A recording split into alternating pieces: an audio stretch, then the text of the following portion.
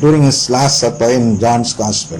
Once you are cut from the vine, the branches are fit only to be burnt. The same manner, if we get divided from this church, the family of God, we become fit to be burnt rather than be a member of the family of God. So we cannot leave God. We have to respond. What does he say? We have to seek him. We have to know him. We have to love him. And this is where they get separated. They do all this, but not with all their strength. Those who get separated, or those who get divided, or those who get scattered, are being done like that because of the lack of strength. They don't have the strength to persevere in faith. So they leave the faith and seek a division and so create a denomination on their own. That's what is said here. He calls together all men scattered and divided by sin into the unity of his family, the church.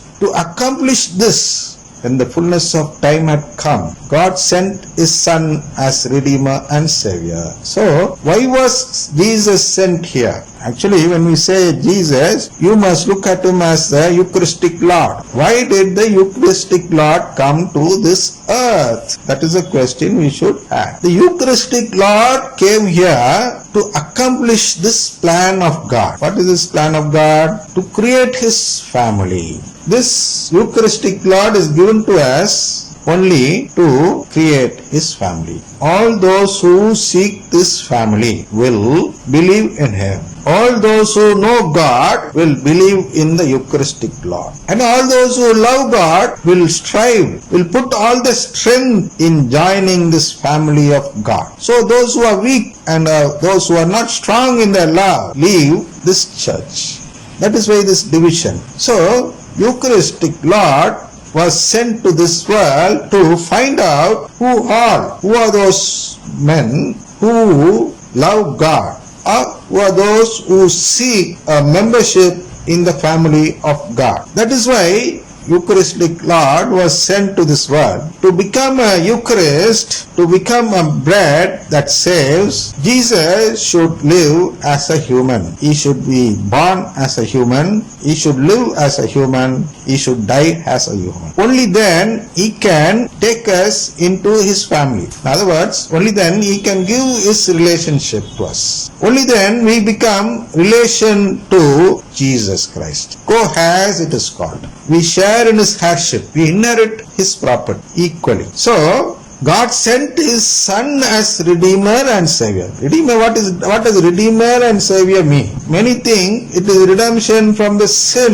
It is not redemption from the sin. It is the belief of the other denominations. It was the belief of Martin Luther. Martin Luther believed that only sin was the main reason to go to hell. What did he do in his life? He confessed daily, even several times in a day. He used to confess. He used to think that he should live pure by doing confession. That is not what God seeks. Confession is not the purpose of atonement of sin. It has a purpose of reconciliation. Reconciliation is the main purpose behind redemption. We were lost. Actually, our parents, first parents we say, Adam and Eve, they lost the relationship with God. God gave them this relationship. He created them to be member of his family and asked them whether you like it or not. And if at all you like it, he said, you should not eat from that tree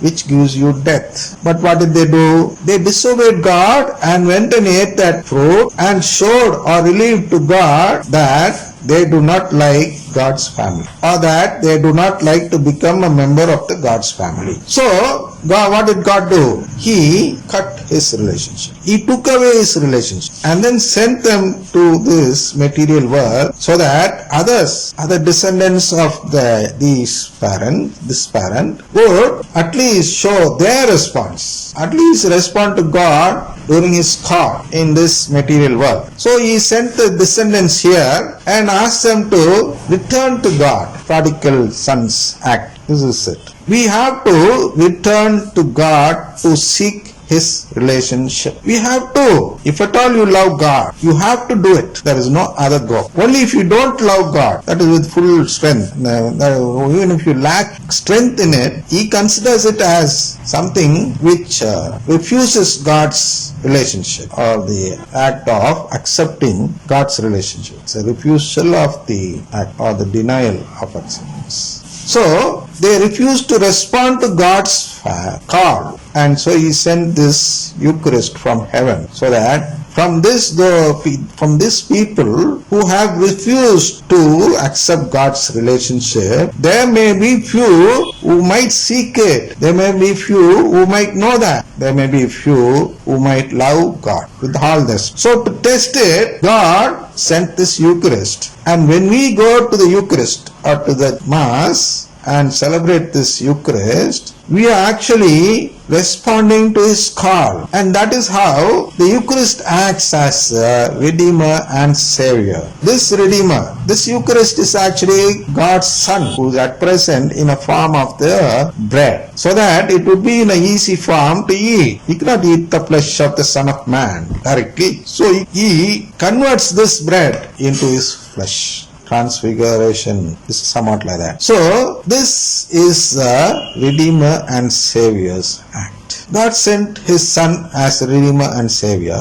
In His Son and through Him, He invites men to become in the Holy Spirit His adopted children, and thus heirs of His blessed life. See, the beginning we saw that He is sharing His blessed life. So how is He sharing His blessed life? Is explained here. He invites men to become in the Holy Spirit, that Holy Spirit. Holy Spirit is the one who converts the Spirit into the flesh of Christ. It is not the Holy Spirit found in the charismatic renewal.